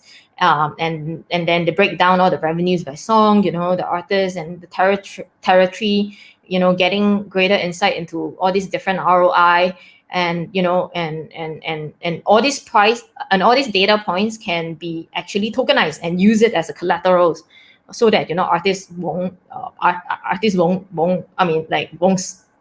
want to say die, but they have at least they have something to lift on, right? Until the payment actually get issued to them after 6 or 7 months. Yeah, and then we have commodities, that are very illiquid. We tokenize that as well, and bring it on chain. And Tin Lake is a project by Centrifuge. It's a platform to allow holders of crypto assets to borrow again, not crypto assets, sorry, like real life assets, to borrow against them and on the Ethereum network. So the system actually enable users to tokenize real world assets in the form of non-fungible tokens, or in short NFTs, which then they can use it as a collateral to take out loans. So tokenizing real world assets help to provide access to cash flow liquidity for SMEs of any size in any part of the world, where banks generally will charge them like very high interest if they don't fulfill certain criteria. So recently they issued loans of 280,000 DAI. This is real, I'm not yeah, I'm not trying to blow out the number, but this is real. Like, so they issued 280,000 DAI and advances the invoice payment of for freight forwarders in the freight forwarding industry. So it's pretty cool. And then we have DAI being used in during disaster relief. But in Vanuatu, we did this pilot, I think mid last year, with Consensus, with Oxfam. Oxfam is an NGO based out of UK, but I think we did the pilot with Oxfam Australia and the Australian startup called Sampo. So we issued 10,000 DAI as cash aid to 200 villages in the Pacific Island country of Vanuatu, and the entire project was blessed by the Australian Department of Foreign Affairs. So, you know, when natural disaster happens, it is very difficult to disperse cash aid. But with this system, right, you can actually distribute the card, which is preloaded with DAI, and allow the villagers to go to the merchants to spend DAI to buy something. And, you know, obviously, you know, again, you know, the benefits of blockchain, you know, both NGO and government can see the transaction details of where all these villagers actually spend their pocket money or cash aids. I think we're proceeding to phase 2. I think Kathleen has got a better idea of what is going to happen to that project. And then obviously DAI, it's natural feed in countries like Venezuela and Argentina, where they're suffering hyperinflation issues. There's a lack of cash, or you know, like, or their national currency is just too way volatile for them to actually use it, you know, on a daily basis. So we did the same. We actually work with Singaporean, a Singapore-based blockchain company called PundiX, which Jason actually was providing this code about, right? Yeah. So we work with PundiX, and we deployed about a few hundred exports right now in across Venezuela, with the largest chain of departmental stores. So I think they have about a couple of hundred stores. So imagine people actually use DAI instead of using Venezuela or Argentinian pesos, Venezuela Bolivar or Argentinian pesos. In Argentina, it's also the same, you know, hyperinflation. It's not as bad as Venezuela, but it's 50%, an increase, you know, from last year's inflation rate. So, and plus, you know, their government actually imposed a capital control where they only allow their citizens to actually draw up to $200 per month. So, which doesn't really make sense because, you know, like their own national currency, that it's so volatile. Yeah. And then we have, you know, like here in Southeast Asia, we work with Shuttle One. Shuttle One actually give out like loans to 9 cooperative rural banks in Indonesia and 100 stations in Malaysia. So they recently just integrated DSR as well into Shuttle One wallet. And so, you know, like villages outside of Tier 1 cities in Indonesia, you know, like the banking infrastructures are very, very far away from the village, right? So they have to take a bus or like, you know, I don't know, like to go to the city and perform their basic financial banking needs. But with virtual savings account literally integrated on Shuttle One app, it actually reduces the need for expensive wire transfer, and it actually empowers users who have difficulties opening bank accounts as well to get to have access to this virtual savings account. And then, yeah, so our vision is to build the world's first unbiased currency. So the world's first unbiased currency. The banks are a safe place to store wealth, right? But see, the thing is, like what Harpreet was saying earlier on, you know, not everyone can or they do not have access to, you know, the most basic financial services. And then according to the World Bank, there's about 1.7 billion adults worldwide today remain unbanked, and DAI is designed to help to provide this unbanked population globally with the same opportunities, but without the third party involvement. And obviously we are here to reinvent the world's financial system. And I don't think I mean, but when I say reinvent, I don't mean, like replacing, existing financial infrastructure, but rather supplementing, the existing financial system with, all these different, efficient DApps in the ecosystems. So any questions that I can take before I moved on to demo? There's like a lot of questions. A lot of questions. So should I a lot stop of for questions questions this one. first before the demo? Sure. Okay. Okay. So I think one question, okay, that people are asking, okay, is because there's like so many. I just pick one here first. Okay, how can you be sure, okay, of the real value? I think this one's related to the what's the name of the project that collateralizes uh the one that collateralizes real world assets. The one, sorry, a Tin Lake. Tin Lake, yes. Yeah. I think Okay. this one's related to Tin Lake. How can you be sure, okay, On of the real value of the real world. Be sure of the real value of real world assets. Okay. I think what this person is trying to ask is that how do we actually how does Tin Lake? Do you know how does Tin Lake actually do it? So see, the thing is, we are just building a infrastructure here, right? Yeah. And I think at their end, they probably have a system to verify the different users, like background and stuff like that. They probably do some KYC ML as well, because we are talking about tokenizing invoices, like real invoices with real values in it. So I'm not quite sure how they do that, but I can actually find out and then maybe send forward a link to you and then to share with this user. Okay. There's one question, okay, from a user, okay, Yeah. a viewer right now. He Yeah. asked that in the event that the price of the crypto drops like really, really a lot, like maybe 50%, Yeah. the crypto assets will be liquidated, okay, so that would be liquidated, right? He is asking, can people outside, okay, participate in buying those crypto? Yeah. Can people actually, are there people who, is there a place where they can actually monitor, okay, those, and then they'll buy up the crypto? Where can they buy up these kind of crypto when it's ready for liquidation? That's the question. Can we participate? The question is, can we participate on the liquidation, okay, when the crypto needs to be liquidated? Like if he wants to buy crypto when it needs to be liquidated, can he participate in it, or it's something, okay, which is separate? Do you understand the question?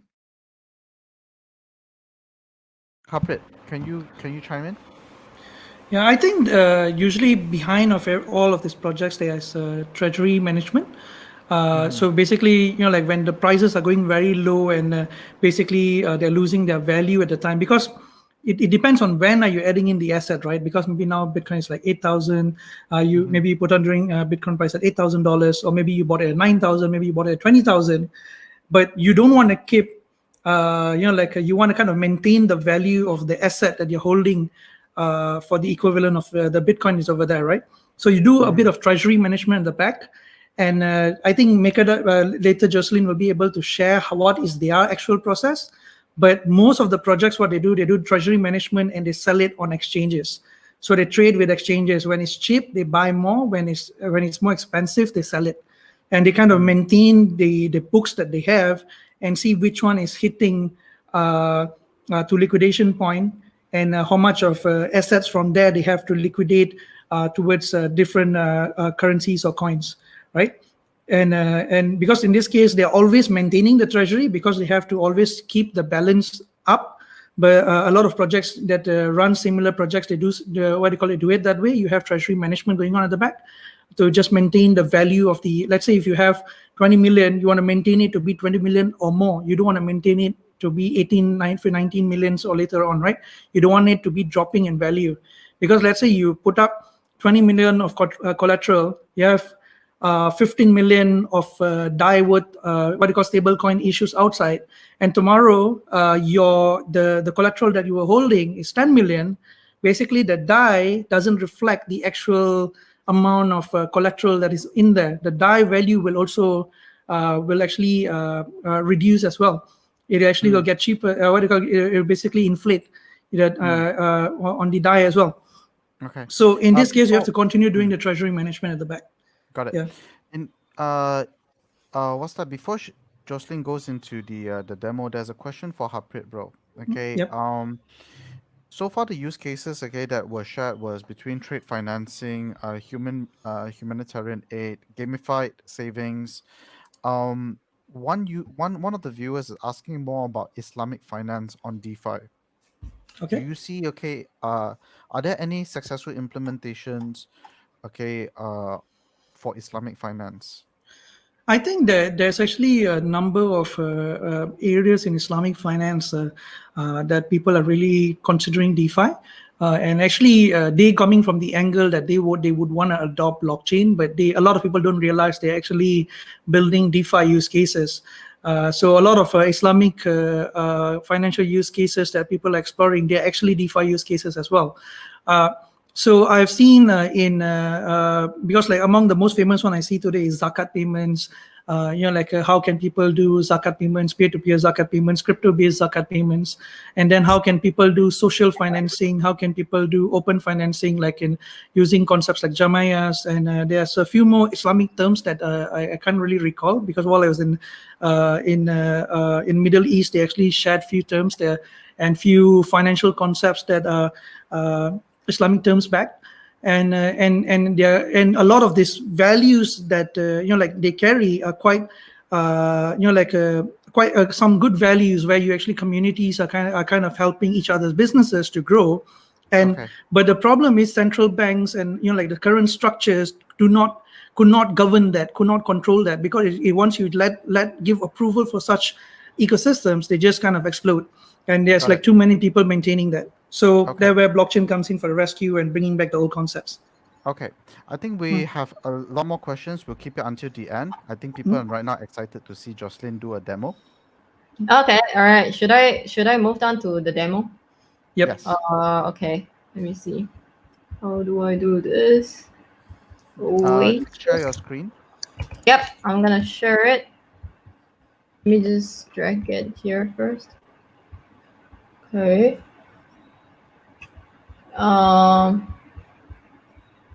Demo, there you go. So I'm just gonna share my screen right now. Yeah. Share screen. All right. So can you see my screen, just to be sure? Yes. Okay, all right. So yeah, okay. So let's just start with generating some DAI now. I'm gonna. So Oasis.app is a front-end interface built by the Maker Foundation. So it allows you to trade, borrow, and save using DAI. So you can trade DAI with any other crypto assets. Right now, I think we have a list of them. Ethereum, USDC, even Link token, and Bitcoin. And then you can borrow DAI, locking up your Bitcoin today, and then you can save. How do you? Okay, let me just go in and share.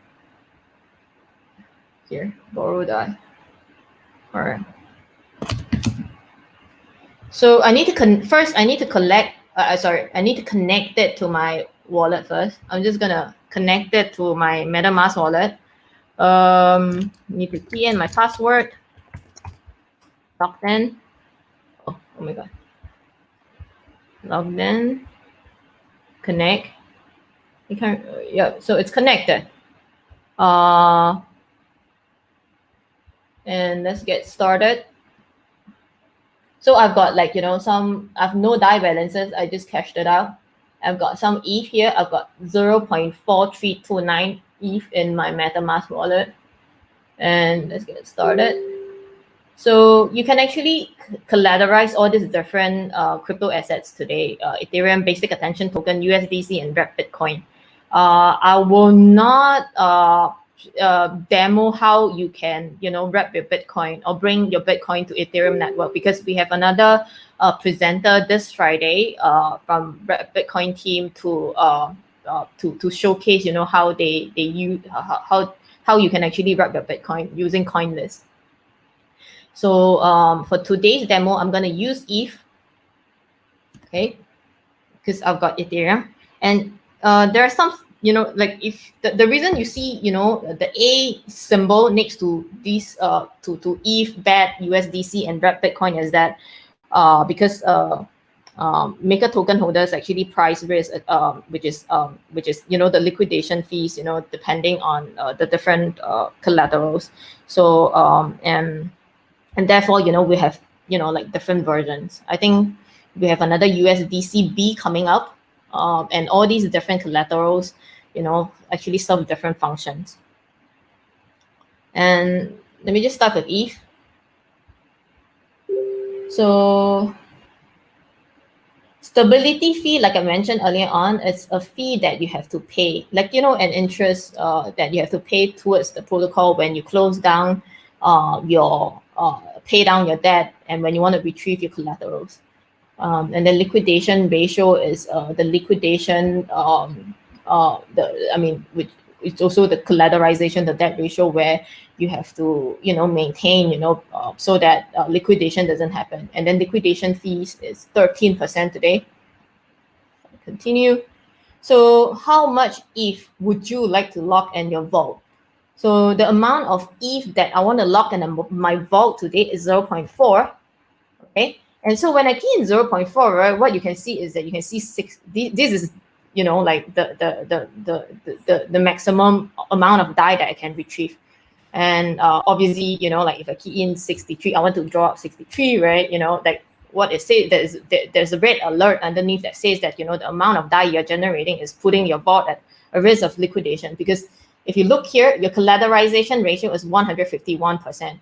When, the minimum collateralization to debt ratio today is 150%. So it's actually putting you at your risk, putting your position at a risk. So now let me just, maybe, like change it to 40 DAI. Okay, I just want to withdraw 40 DAI out of 0.4 ETH that I deposit. So then you will start seeing, your collateralization ratio actually increased to 239%. And I was like, I feel like, it's still not too safe for me. I'm just going to like draw a little bit more lesser. And then I'll just draw like maybe say 30 DAI. So 30 DAI is when, your collateralization ratio, goes up to 320, close to 320%. And this is where, okay, like I think that it's safe now. Obviously, now ETH, I think it's on a bull run. I don't know for how long, but it's again, you want to make you always want to make sure that like your position is always safe. So just make sure that your collateralization ratio is always above, 150%. That's minimum, but make sure that it's 250 to 300%. Then continue. And so depositing 0.4 ETH. This is how much I'm generating 30 DAI. And the collateralization ratio is 320%, very safe. Liquidation ratio, 150%. Liquidation price is 112. And then liquidation fee, $13. So liquidation price is where, so liquidation is to then disincentivize people to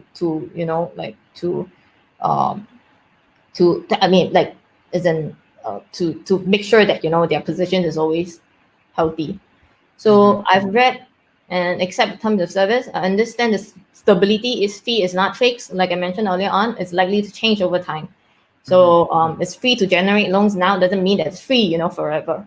Let me open the vault. So here, I need to confirm the transaction on MetaMask wallet. You can't really see it here. Okay, let me see if I can drag it here. It's a browser integrated wallet, so I can't really drag it there, can I? Or maybe let me see. Yeah. You have to share your screen Yeah, instead of here. the All right, windows. I can see. Yes, here. Mhm. Yeah. So I was using another browser. Wow, the gas fee is Gas fee is here. So wow, gas fee is pretty high now. I don't know why though. very hard. No, don't. Yeah, let me just do a slow one, but still it's No, no. $4. I So not even for this demo. I think it's like, but yeah, I think you've communicated what needs to be done. yes. So A few things, yep, right? Okay. A few things that's really cool right now. yep, Okay. I think that takeaways for the people seeing this for the first time. How cool is it that you can actually go? You are now your own bank and you can issue yourself a loan. yep. So if so, this You applies. can Okay, print your if own you money. yes, you can actually what's that? Get yourself a loan if you already have cryptocurrency, idle cryptocurrency assets. So another thing that I notice here is that you get to choose um, the amount that you lock and the amount that you get. So if you Yep. choose a lower amount, okay, to get, then your collateralization ratio, of course, is much higher, and you get to decide. Is that correct? You get to decide the amount of DAI generated. Yes, of course. So you can actually decide the amount of dye that you generated, and like what I showed earlier on, if I were to draw down, if I were to draw lesser dye, like the collateralization to that ratio becomes higher.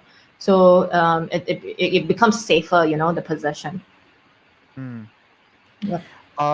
Okay. What about if, let's say, for example, if the collateralization is like approaching less than 150%? So That's that's the criteria, when right? Mm-hmm. Yeah, so that's when your position becomes very risky. So Yes. what you need to do is that you have to either, like top up more ETH, or just like if you think that it's and the entire crypto market is going for a bear run, right? Then you'll be like, Mm-hmm. no matter how much ETH you actually put in, it's still gonna go down. So then that is when you need to actually liquidate your position. You have to basically, just not liquidate your position, close your position for good. Yeah. Mm-hmm.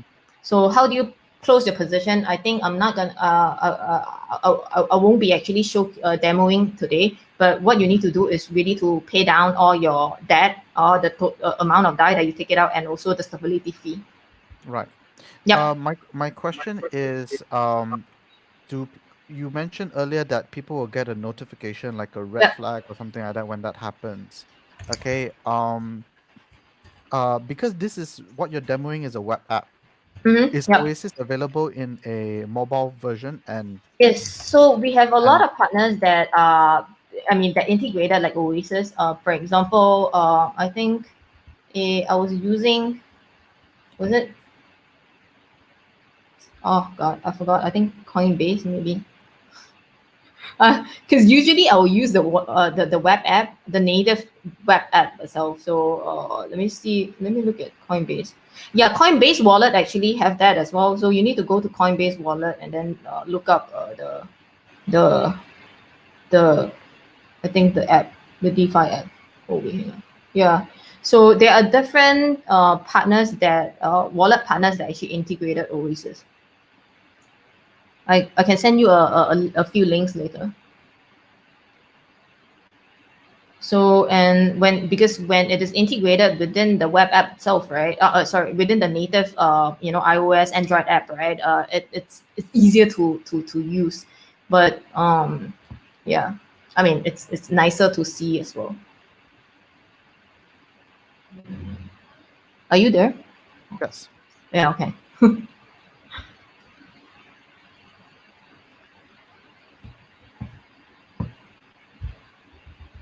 Any more questions? So because I want to also show you the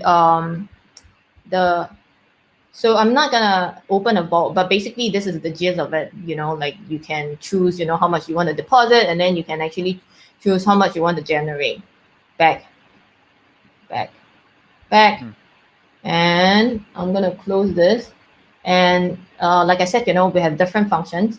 So if you go to say, like save, you can, imagine that, like I actually, like manage to generate DAI. There's some DAI here. What I can do is that I can actually deposit this DAI. Say for example, I have no DAI now, but if you have like 100 DAI, and if the DAI savings rate goes back up again, like you are actually accruing interest, second by second. So this is pretty cool. And when it's generating interest, you can really see the savings, the digits actually moving seconds by seconds. And then we have the trade function as well, where you can trade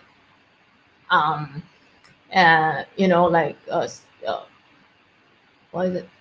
Okay, but so I like to use this instant exchange because this is where I can maybe exchange my ETH with DAI. So I like the interface. It's easier to see as a beginner, or if you're not an experienced trader, I would strongly suggest you to actually try out instant exchange rather than the professional trading market exchanges. So you can create order. You can even create a limit order here. Put in like, say for example, this much DAI. Yeah, like an exchange. An order book, trade history, and everything. So, but this is a decentralized exchange though. So yep. And then we just launched a new function called multiply, and multiply actually allows users to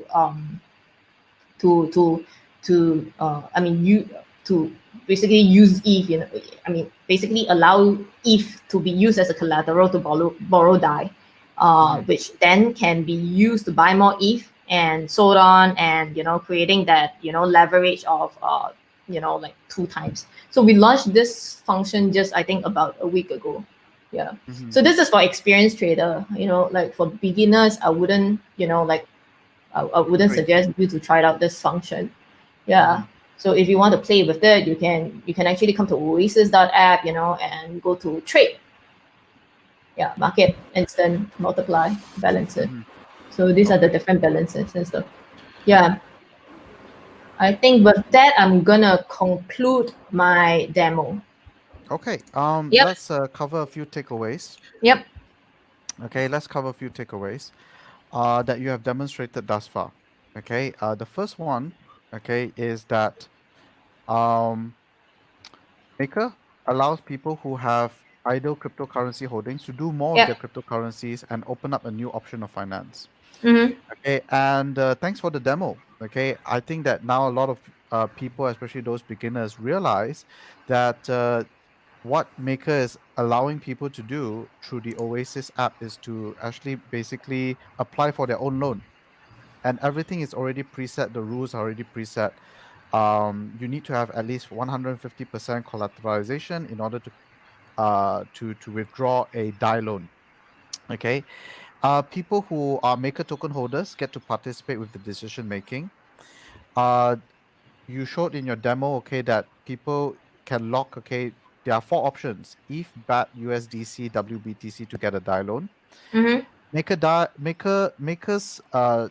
DAI also provides, okay, you the stability to build more products and use cases available, and thus, okay, that's why there's so many different kinds of use cases, from lending and borrowing, trade financing, and gamified savings for one of them.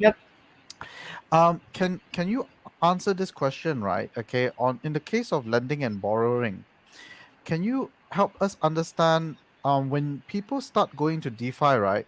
Almost all the websites start to look the same. Like Oasis app, okay, you can deposit, deposit, lend, borrow, save, and etc. Compound is the same thing. What are the differences between all the different kinds of DeFi apps? The difference between all the DeFi apps. Oasis and Compound, what's the difference? So see, the thing is, for Compound, right?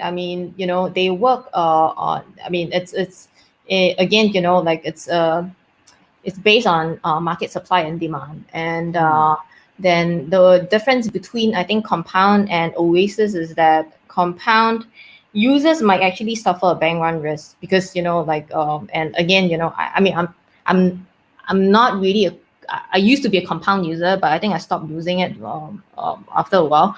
And after I read a lot more about, the different risks that is involved. So my advice here to DeFi beginners is that every time before you start using a DeFi app, dig deeper about, what are the potential risks. There's benefits, there's also risks that are involved.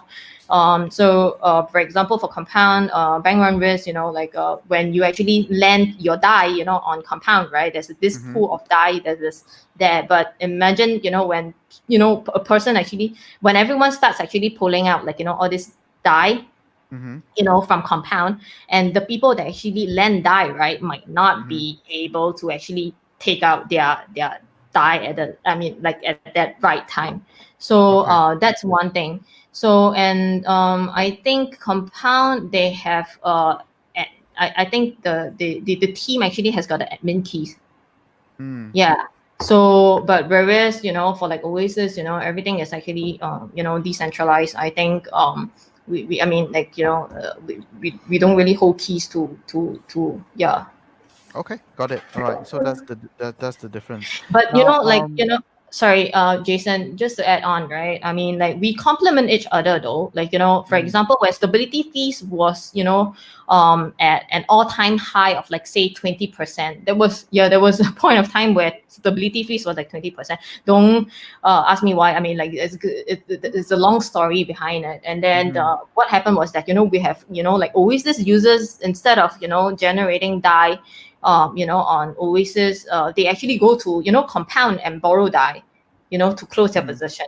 So, like, with all these different lending apps, in DeFi ecosystem, we are kind of like complementing each other. So it's not like, because Oasis is here, like compound cannot, it cannot coexist. no. Yeah. The reason why I asked, okay, is just so that, okay, people understand what are the differences. Yeah. Okay. Okay. Another question, okay, maybe for Harpreet or even, okay, Kathleen. Actually, we have another team member, okay, from Maker, who's joined us, okay, for the Q&A session. Maybe help us to understand, okay, how is it possible that, certain DeFi applications are able to offer like 6%, 8%, what's that, for the people to deposit their crypto assets there? Harpreet, can you maybe chime in a little bit on this? Where's the value? Okay, where's the value? How are they able to offer that? I mean, they're coming towards the percentage of how much they are giving back to the people who are lending the money. You have to borrow the money out for a higher percentage. You have to make a margin, right? So most of the lending in the crypto space, not only in the asset back, or or something like Maker, which is more collateral back, stable coin, but all the lending, this is usually they follow similar principles. You have to take money from the borrowers on a certain rate, and you have to give it on a higher rate. So in this case, most exchanges and everybody who are also going towards lending now, they're giving up to 10%, 15%, 20% interest rate to borrow cryptocurrency. And people are willing to take that because sometimes the spreads on trading are way more, and they need the liquidity to do the trade at the moment. So they're willing to pay higher interest rate, but usually they return it quickly, right? So, but when they want to do that, exchanges or all these DeFi apps and service providers, they need the Bitcoins or Ethereum or anything to lend out. They need to take it from the borrowers who are holding Bitcoins or Ethereum, and then lend it out on a higher percentage. That's why it's usually not following. You usually will see comparing to fiats. Like our percentage or price rates are much higher. They're like, how can like banks give us 3% or 2%, and cryptos are giving 8%? Is because at the same time it's a bit more volatile, it's a bit more risky. So in this case, they usually take a bigger spread when they're lending out that money. So in that case, they're able to give more to to the people who are borrowing the cryptocurrencies to them. But over time, I think it will adjust, it will balance. and stabilize towards some more normal rates. Because to for answer- long-term lending, 8% won't be sustainable. Yeah. Right. So to answer, okay, one of the question, okay, I think it's from Clement. Okay, how do they earn money? Is that they borrow from depositors, okay, at a certain rate, whatever that is being promised, okay, and then what's that? They loan out, okay, they offer these loans, okay, at a higher, and then they earn from the spread. So it's the same. Okay, one question, okay, came from one viewer about Ethereum's gas prices, and I think it's related to Ethereum's gas prices and scalability. Um, uh, Jocelyn, can you give uh, your thoughts, okay, on Ethereum scalability issues, like and its impact, okay, on DeFi? What are your thoughts, Yeah. okay, on? Do you agree that there's a scalability issue, okay, with the current version of Ethereum? Yeah, I mean, Uh, obviously, mm, yeah. So scalability is an issue, like there's no doubt about it. And I think when we first started building Dai on or Maker protocol on Ethereum network was because I think 3 years back, right? Ethereum protocol was the most vibrant one, mm, and it's the most scalable at that point of time. And mm. today, everyone is waiting for ETH 2.0. We don't know when is Yes, it coming out, but can't happen soon enough. yeah. But see, the thing is, that doesn't mean that we are not, uh, uh, I mean, like we're not open to other protocols. But the thing is, I think at this juncture, the priority is really to add more different collateral assets to diversify the risk of multi-collateral Dai. With more diversifications, we see that the risk actually will be greatly reduced. And also, in order for Dai Maker protocol to scale to a real world application, we need to also add tokenized real world assets. And right now we're just piloting a lot of them, and we haven't really added them to multi-collateral Dai yet. So to answer your question, scalability is an issue. But again, I think I'm pretty sure internally the team is actually looking at it now. Mm. Yeah, but yeah. So Okay. yeah. Is there a testnet, okay, for Oasis Compound available for newbies to test functionality? Is there a testnet for Oasis? There is yeah, I think so. I think so. Yeah, I can actually send you the link. Mm. Yep. All right. Okay. Let's see. I mean, we have test Dai. Yeah. Okay, so that's a COVID test net, question. yeah, for There's a Dai. question. Do Yep. you know what's the reason why they call it die? Because over in the last 2 hours, we made a couple of jokes already, okay, of not afraid to die. People are afraid to die, that kind of thing. I think Why for is die called die? Southeast Asian users or Asian users, right? Dai is not a very it's not a very nice word to hear, because it's like die, right? But I think Dai in Chinese means long. Oh, Yeah, as in and Dai Quan. Rune Christensen, the founder, right? He used to live in China for a couple of years. So I think that's how he actually got the Dai, DAI. Right. Yeah. Okay. So the meaning of Dai in Chinese is long. Okay. Yeah. Okay. All right. Since okay, there was so much talk, okay, about pull together, right? Okay, maybe what we can do, okay, so one of the things, okay, that I think that Sh- Jocelyn shared with us earlier is one of the DeFi apps that she really, I'm a fan of Pull Together as well. So basically, Pull Together is um a described as a no loss, okay, lottery, okay, is what it is, but they use the word no loss audited savings game. All right, what happens, okay, is that with your die, everybody pulls together, okay, their die, and the die would be used, okay, to earn uh to earn interest, okay, in the various different kinds of decentralized apps. And out of, okay, every single week, one person out of one person will basically win all the interest, and then the principal basically will be re-put into the pool, okay, to basically earn interest for another week. So that's why it's a no loss lottery system. So this is pretty cool. Okay, I think they announce the winner every Friday. So today is Monday. That's okay. The interest that they're earning accumulates. Okay, by the end of the week, probably it'll be like, okay, one person will win like 400, 500 die. Okay, it's really cool. This is just one example of it. All right.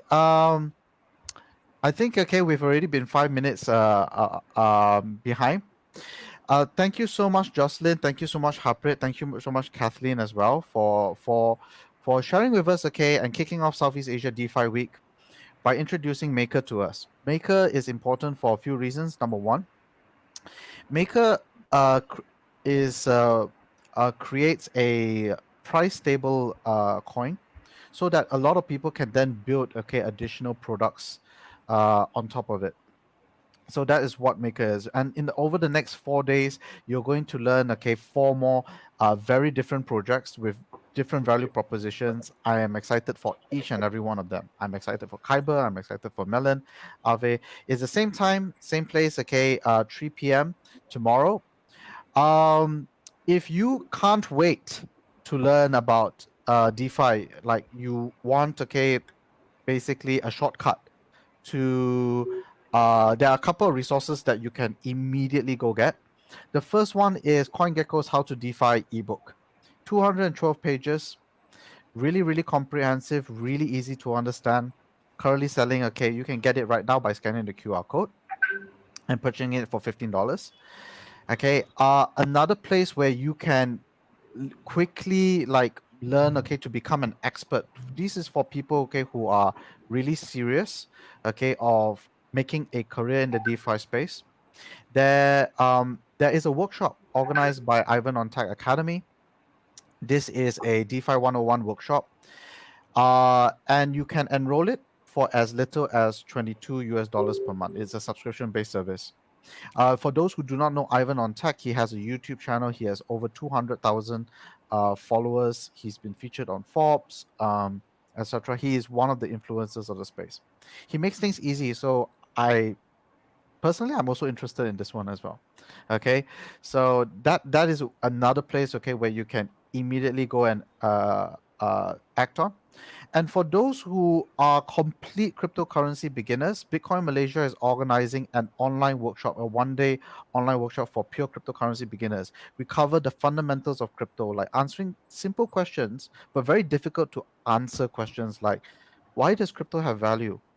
Because by having really strong fundamentals, you would then be able to, you notice that when you meet people in crypto, they're really calm, they're really chill.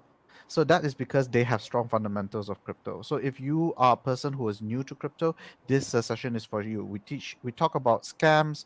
We teach you how not to lose money before teaching you how to make money in cryptocurrency. So it's a one-day program divided in 4.